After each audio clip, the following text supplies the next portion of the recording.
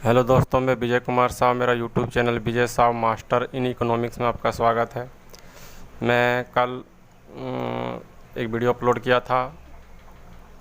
उस वीडियो का मतलब अध्ययन बिंदु अथवा टॉपिक था प्रोफेसर मार्शल का बचत का सिद्धांत।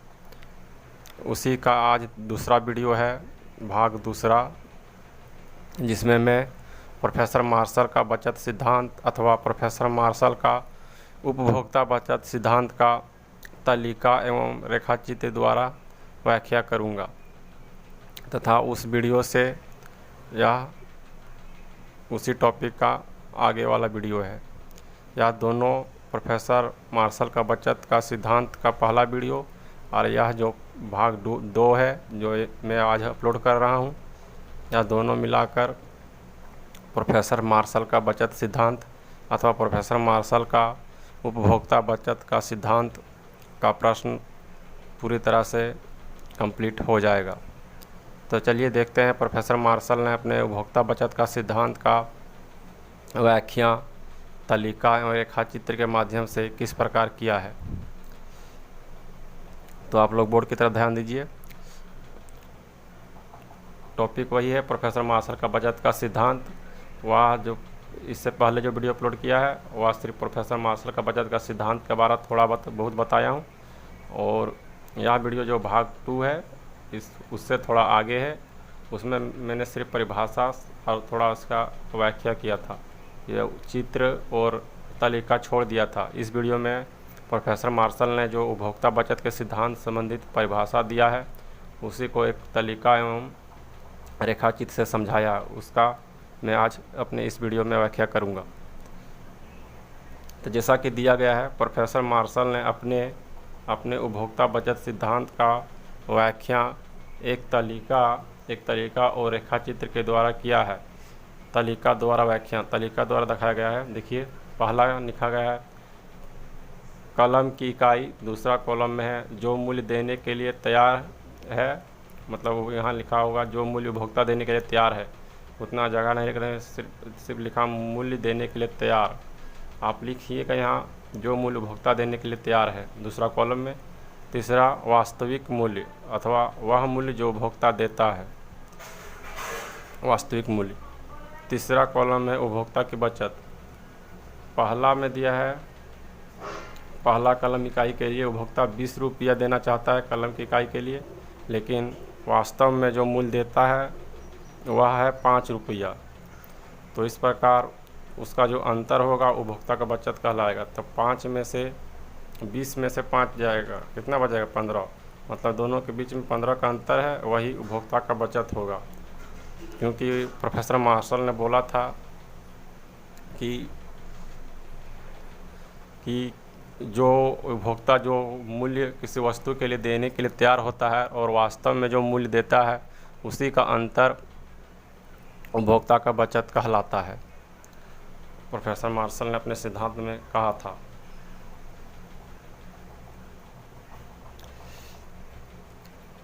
दूसरी कलम का जो मूल्य देना चाहता है उपभोक्ता, किसी दूसरे कलम को जो खरीदना चाहता है उसका मूल्य वह 15 रुपया अपने मन से देना चाहता है, लेकिन वास्तविक मूल्य बाज़ार का मूल्य जो है सो 5 रुपया है। तो इस प्रकार उसे 15 - 5 मतलब 5 रुपया घट जाएगा, क्योंकि 15 रुपया वह देना चाहता था लेकिन मूल्य वास्तविक मूल्य जो है 5 रुपया ही है, तो उसको 10 रुपया की बचत होगा। इसी प्रकार तीसरा कॉलम में है 10 रुपया देना चाहता है लेकिन वास्तविक मूल्य कलम का तीसरा इकाई का 5 रुपया है। इस प्रकार 10 में से 5 जाएगा, 5 रुपया का बचत होगा उपभोक्ता को तीसरी कलम से। चौथा इकाई देखिए, कलम की इकाई, उपभोक्ता 5 रुपया किसी कलम को देने के लिए चाहता है और उसका मूल्य भी 5 रुपया है। इस प्रकार 5 में से 5 जाएगा, क्या बचेगा? 0। मतलब इसमें चौथा इकाई में उपभोक्ता को बचत नहीं हो रहा है, 0 बचत हो रहा है।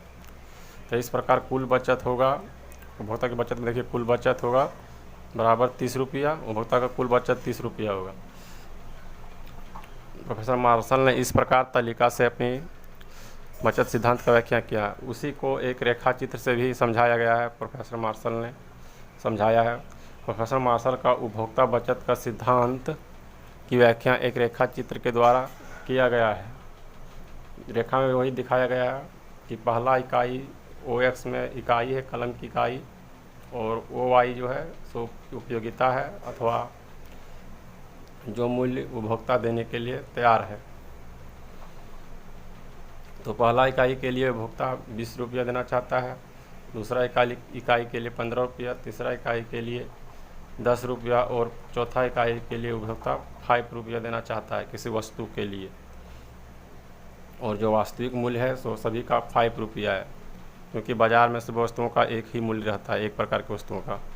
यह प्रोफेसर मार्शल मान कर चलता है। तो इस प्रकार जो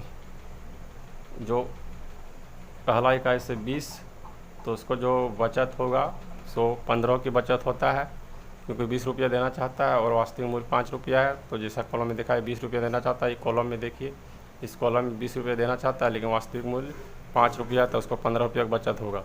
तो इस चित्र में वही दिखाया गया है कि एक कलम इकाई के लिए वह 20 रुपया देना चाहता है लेकिन प्राइस उसका 5 रुपया है, तो उसको 15 की बचत होगा। तो मतलब 20 या से 15 तक जो ये रेखांकित भाग है वह उपभोक्ता का बचत शो कर रहा है।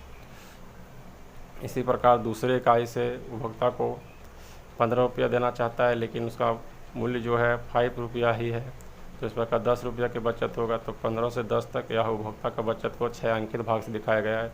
इसी प्रकार तीसरा इकाई से उपभोक्ता 10 रुपया देना चाहता है लेकिन उसका मूल्य 5 रुपया ही है, तो इस प्रकार उपभोक्ता को 5 रुपया की बचत होगा तीसरा इकाई से, जिससे कुल बचत 5 रुपया होगा। तो इसी प्रकार 10 से 5 जो है तो उसको 6 अंकित जो किया गया है वह भाग उपभोक्ता की बचत को दिखाता है। इस प्रकार चारों इकाई से 3 इकाई से उपभोक्ता को बचत होता है और चौथा इकाई जो है उससे 5 रुपया उपभोक्ता देना चाहता है और 5 रुपया ही उसका मूल्य भी, इसलिए उपभोक्ता को चौथा इकाई से कोई बचत नहीं प्राप्त होता है। इस प्रकार कुल बचत 30 रुपया प्राप्त होता है उपभोक्ता को। तो जो ऊपर में चित्र में दिखाया गया है 6 अंकित भाग को, वह उपभोक्ता की बचत है, जैसा कि लिखा भी गया है, वो 6 अंकित के निशान दिया है, उसका दिखाया उपभोक्ता का बचत। जितना 6 अंकित भाग है या 30 रुपया पूरा उसका उपभोक्ता की बचत को दिखला रहा है। ये 6 अंकित पूरा भाग इसका ऊपर 6 अंकित बिना 6 अंकित कॉलम के ऊपर जो ये बना गया है 6 अंकित रेखा, वह पूरा यह दिखाया गया वह उपभोक्ता का बचत है। और जो खाली बचा है यह स्थान, ये 1 2 3 4 ये जो खाली स्थान बचा है वह वास्तविक मूल्य अथवा बाज़ार कीमत को दिखा रहा है। जो वास्तविक मूल्य उपभोक्ता देता है अथवा जो उपभोक्ता किसी वस्तु के लिए मुद्रा देना चाहता है वह वास्तविक मूल्य अथवा बाज़ार मूल्य को इस एक खाली स्थान से दिखा रहा है। तो वही जो खाली स्थान है चिन्ह से भी दिखाया गया है कि यह वास्तविक मूल्य अथवा बाज़ार कीमत है। इस प्रकार प्रोफेसर मार्शल ने अपने उपभोक्ता बचत का सिद्धांत का प्रतिपादन किया है और उपभोक्ता के बचत से संबंधित अपना सिद्धांत का प्रतिपादन किया है। मैं आशा करता हूं कि आप लोग उपभोक्ता का बचत का सिद्धांत पूरी तरह से समझ गए होंगे। अगले जो आएगा वीडियो हो सकता है कि जो प्रोफेसर हिक्स ने उपभोक्ता बचत का सिद्धांत दिया है, जो प्रोफेसर मार्शल से अच्छा माना जाता है और प्रोफेसर मार्शल के उपभोक्ता बचत सिद्धांत का सुधार किया है, उससे संबंधित वीडियो होगा। या तो हो सकता है कि प्रोफेसर मार्शल का ही बचत सिद्धांत जो मैं दोनों वीडियो मिलाकर किया हूँ इसी तक सीमित रखूँ और अगला चैप्टर जो है मांग डिमांड उसको लेकर मैं वीडियो बनाऊं। जैसा देखेंगे कि मन करेगा तो उपभोक्ता की बचत का ही बना देंगे जो प्रोफेसर हिक्स ने दिया है, नहीं तो क्योंकि वो एग्ज़ाम में नहीं पूछा जाता है, हिक्स वाला नहीं पूछा जाता है। प्रोफेसर मार्शल का ही उपभोक्ता बचत का सिद्धांत आएगा परीक्षा में, और तो परीक्षा में दोनों जुड़ के पूछा जाता है। दोनों जो परीक्षा में प्रश्न पूछा जाता है तो दोनों जोड़ दिया जाता है कि प्रोफेसर मार्शल के बचत का सिद्धांत का व्याख्या कीजिए तथा हिग्स ने इसका पुनः निर्माण किस प्रकार किया, इस प्रकार से प्रश्न आएगा। उसमें दोनों उपभोक्ता बचत का सिद्धांत जो दोनों शास्त्रियों ने दिया है, उन दोनों की व्याख्या करना पड़ेगा। तो हो सकता है कि प्रोफेसर हिग्स का बचत का सिद्धांत भी मैं अगले वाले वीडियो में करा ही दूंगा। उसके बाद नए चैप्टर पर चलेंगे, मांग, डिमांड चैप्टर, जो अर्थशास्त्र का एक महत्वपूर्ण अध्ययन है, टॉपिक अथवा चैप्टर है, जो परीक्षा में पूछा ही जाता है और यह अर्थशास्त्र का बहुत ही महत्वपूर्ण विषय है, मांग, जिसे अंग्रेजी में डिमांड कहते हैं। तो आज के लिए इतना ही, मिलते हैं दूसरे वीडियो में।